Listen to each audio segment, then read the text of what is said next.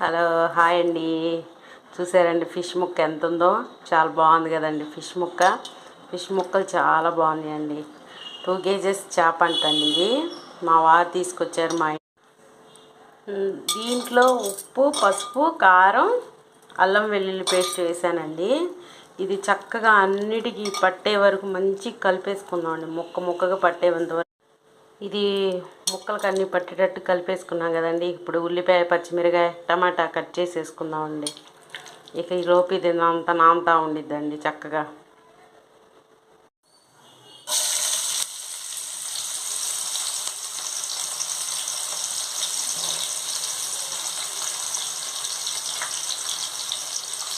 పెద్ద ఉల్లిపాయ,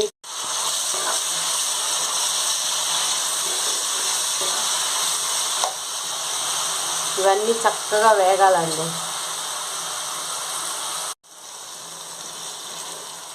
ముందు చేప తలకాయలు చక్కగా నూనె, నేను ఆల్రెడీ వీటిలో అల్లం వెల్లుల్లి పేస్ట్ కలిపేస్తున్నా కదండి. నేను ఇంకా దాంట్లో ఆయిల్లో ఇలా అన్నీ పెట్టేసుకోవాలండి.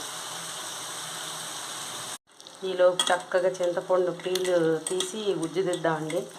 అవేమో చక్కగా మగ్గుతూ ఉంటాయండి. దాని మీద మూత పెట్టేశాను కదండి ఫిష్ కర్రీ మీద. చూసారండి, వీటిని ఊరికి అలా జస్ట్ అలా తిప్పుదామండి. తిప్పపోయినా పర్వాలేదండి. చూడండి, లైట్గా మగ్గేసింది చక్కగా. పోసాం కదండి, కాసేపు మూత పెడదామండి. తర్వాత ధనియాల పొడి అన్నీ వేసుకుందామండి.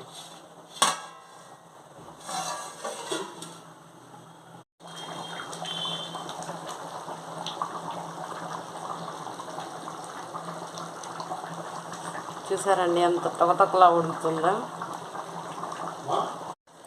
ఫిష్ కర్రీ ఎప్పుడు ఇలానే తిప్పాలండి, గంట పెట్టకూడదు. ఎప్పుడైనా సరే ఉప్పు వేసినా అడ్జస్ట్ చేసుకున్నా ఇప్పుడేనండి చక్కగా.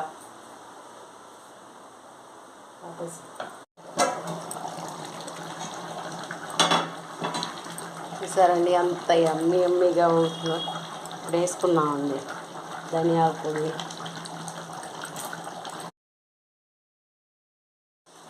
ఇదిగోండి, ఫైనల్గా మన కర్రీ అయితే రెడీ అయిపోయిందండి.